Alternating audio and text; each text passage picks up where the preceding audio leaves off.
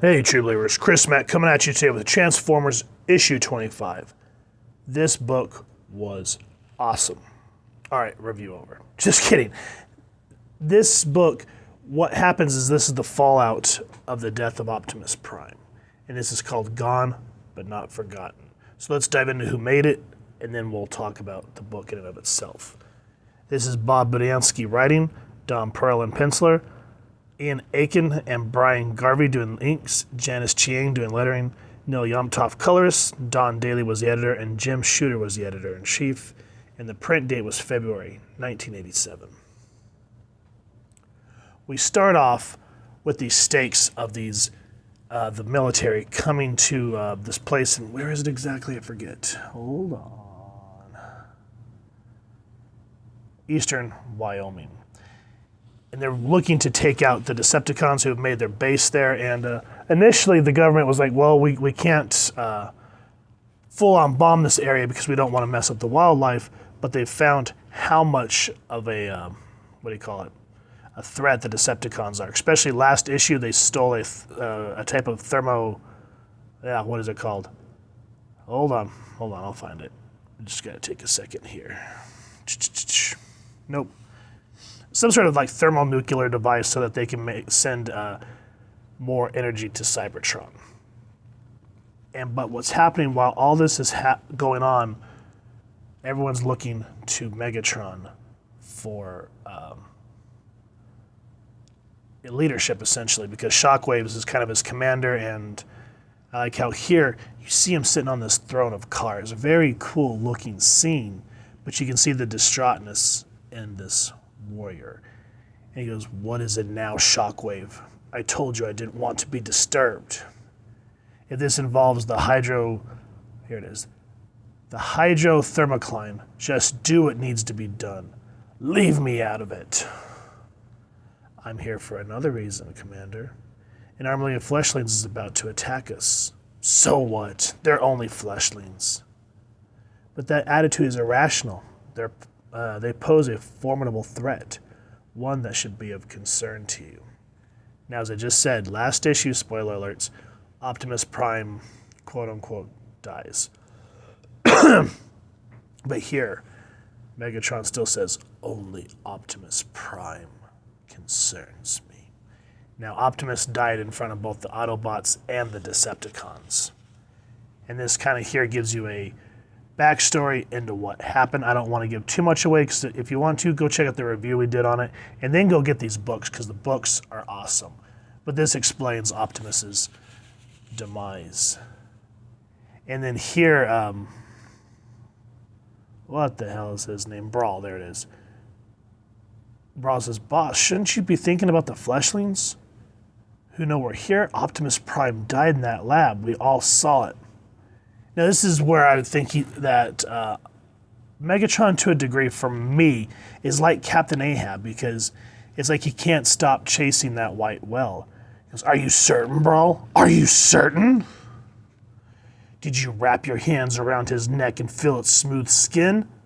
Did you squeeze and feel its infrastructure begin to buckle under the pressure? Did you keep squeezing until there was no longer any reason to squeeze? Did you?" And in doing this, you can see the madness and the unhingedness of Megatron as he kills Brawl and just throws his body like whatever. And so everyone's starting to think that he's not exactly fit for leadership. He's like, "Oh, Shockwave, do you wish to challenge me for the leadership of Decepticons again? Are you prepared to fight again? This time pay with your miserable life?" And he goes, "No, Commander. I only wish to point out that you've raised an intriguing question." And this is what I like about Shockwave in the comics. I always thought he was kind of a dork in the cartoon, because he always seems sort of, meek in a sense. But here, you can see how he's insidious and scheming. Because when he talks to Megatron, he goes, "I only wish to point out that you've raised an intriguing question. Since Optimus Prime died as a result of a game that simulated your characters, Couldn't his death have been computer simulated as well? Optimus Prime lives. We leave here immediately, everyone. And so while Shockwave is actually trying to get what they need done, again, read the book if you want the full plot. You can see how Shockwave uses Megatron again as a pawn. He goes outside to the military, to face the military, and he just goes off on them. Wait a minute, there's an awesome scene where he just goes outside and completely goes off on the U.S. military. Hold on a second, where is it? Here. He goes, destroy everything, everything. Nothing must be left for Optimus Prime. Nothing. And the military evacuates at the just full-on assault of Megatron. So again, I love how in the pacing of this book, we see that Megatron is just not satisfied with Optimus allegedly being dead. And this is what segues us into the introduction of the Predacons. They're on Cybertron, but they come to Earth. They have a type of alliance with Shockwave. Yes, they're Decepticons, but they make a deal with Shockwave to come to Earth. And I don't want to give too much away here. All you really need to know is that Megatron just will attack anything if it resembles any inkling of Optimus Prime or Autobot. Which leads into the latter half of this book, which is just a complete full-on fight with the Predacons versus Megatron. I keep wanting to say Optimus, sorry guys. But he's just like, you will die by my hand. No one fools Megatron, least of all you, Optimus Prime. And as he's going, you can see the battle damage just slowly eating away at this character to the point where you just kind of see this duality where he goes, my face, for this outrage, I'll rip your brain microchips out one by one, Optimus. Worry about your own microchips, Megatron. Everyone, attack. And then lastly, we get the first appearance here of the Predaking. And even though, Megatron towers over normal fleshlings, here it's showing that Predaking is supposed to be 80 feet tall. So just look at how, even though we can see that Megatron is clearly outnumbered, he goes, you're a fool. I'm no one's prey.